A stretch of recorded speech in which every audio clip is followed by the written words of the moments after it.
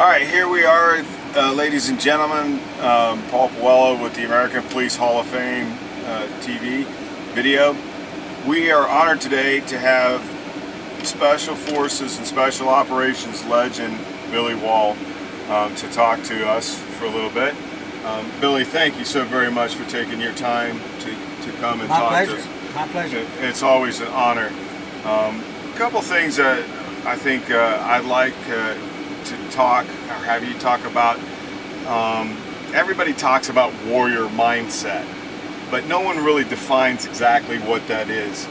And from all of your activities and being in harm's way, I was wondering if you could give a little bit of your thoughts on what exactly that is and how that makes a warrior and what it takes to become one. I think the word warrior gives you, when you look it up in the dictionary, it is not really what a Special Forces guy is. Special Forces guy wants to be involved in the war. Doesn't necessarily make him a warrior. It makes him want to be, he doesn't want to be left out on any changes, any actions that may come down. He wants to be involved. A warrior is a guy that wishes to be involved. Not necessarily out there doing hand-to-hand combat 24/7, but being involved where if that does come about, good for that. A warrior is a guy that wants to be involved. Period. Not, hey, we're going to kill them all. That doesn't happen. It's just, there's a chance of being involved, so you have to be there to do it. That's what a warrior is. To me. Me, myself. I know that if I'm involved, and I'm in the goddamn war zone, and I'm involved at the front or wherever the hell we may be, that we're going to have some more occur, and I want to be there. That's it. Okay, thank you very much. But being a ferocious guy with a knife in my fucking teeth, no. Excuse me, I can't curse on it. So, as far as things that are going and developing in the conflicts that we're having, do you think the argument that's being made that our special forces are being more and more of a police force, or are they still doing the original mission that special forces have done in the past? No, you know that special forces were created for the unconventional warfare, which included training and exploiting guerrillas in a territory that's being overrun and taken by some other, such as the French or whatever during World War II, taken over by and occupied by the Germans. That's why we were devised. It appeared that the Russians were going to take over Europe. We were going to stay behind as guerrilla force leaders. And that's not the type of war we're fighting now. What we are, we're counterinsurgency, and we're training people in countries like let me get away from there, Afghanistan and Iraq. We did train in Iraq quite a bit to teach these people to stand on their feet and protect themselves from any invader that may come in. So it's a totally different mission, and I doubt if we ever have the true guerrilla warfare that we had in World War II. We just don't have the reason to have it. How's that? That was excellent. I appreciate that very much. As you met today, we have a couple young SF guys that are still in their careers, working. What kind of advice do you offer young SF guys these days? And volunteer for everything that comes up. Don't turn anything down. What you may turn down sounds insignificant. It may turn out to be the best thing going. It may be a cover story for something really good. So volunteer for everything going. I'm telling you, the word used to be out in World War II and Korea. Don't volunteer for a damn thing. Volunteer for everything. Because you're going to prove yourself to the people that count. You have to prove yourself before they're going to reach out and pick you. Above, the people above are watching you in the lower level. You have a company here, you volunteered for everything. This guy, battalion or wherever, may say, hey, this guy's really good. We got this special unit starting up. We can use this type. And they'll use it. Just volunteer and get along with everybody that you need to get along with. Don't be afraid of a damn thing. If they say we're going to halo at 200 feet, you probably say, well, you guys sure are screwy. But if they're going to do it, you do it with them.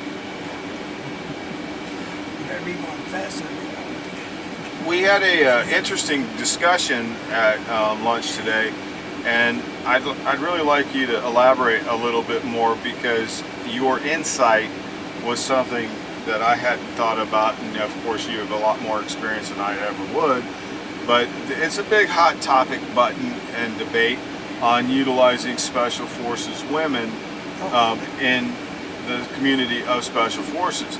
Now there's debates pro and con either way, but you had a different take on it, and especially from a historical standpoint, I'd like you to elaborate a little bit on that, Sergeant Major. The Special Forces is not an infantry squad of young soldiers whose mission is to destroy, kill, or capture the enemy. Special Forces goes into a target area to remain in that target area months and years to do their job. They need women in the area. First off, women are much better at photography. They're much better at communications. They're much better at being a nurse or a person to administer medicine to people that are sick. They're 10 times as good as a Special Forces man is. And it doesn't mean that you're going to climb ropes and eat and sleep and take a crap in the same damn room with a woman. That doesn't work that way. The agency and Delta and Orange and everybody else has women, and they're doing a bang-up job. Agency uses them constantly, always, and they are great. They give you validity when you're going in a one-man. With a woman, you have a good team of people. It appears that you're married and man and wife, and it sort of makes the enemy think, I wonder who the hell they might be. But if you go two men, they know that you're either a military guy come to kill, or you're a CIA guy coming there to gather intelligence. That's it. Women need to be there. They can do the job. Their languages they're 10 times as good as men in languages, in the memory thereof. How's that? That's excellent. Thank you very much. Sorry, Major, not to be a bootlicker here, but you've always been one of my mentors. You're always been,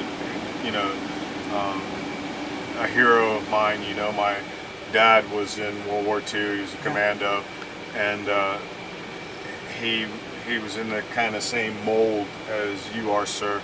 And I just want to thank you again for everything you do for this country. God bless you and your family. Thank you so very much for your time. Just never quit, never quit. When you turn 80, you say, my God, I'll never get to be 70, I'll never get to be 80.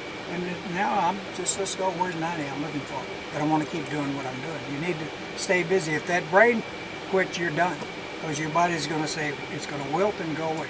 So keep that baby going, and the only way you're going to record what you did in your day is to write about it, because nobody else is going to write about it likely unless you do something outstanding, and you'll be forgotten 4 generations from now. You say, well, who was he? Oh, he was your great grandfather, and the kids won't know what. Well, good for that. But if you have a book out there to show who you were, then people will know about it. So write, record, listen, pay attention, and take photographs. Don't come up like the agency says, don't show us a goddamn bunch of shit in writing. We want to see some photographs. And we want you to be able to explain what's there. And don't let the other side catch you either. That's bad for your work habits or your work life, or they'll fire your ass. Well, thank you for your time.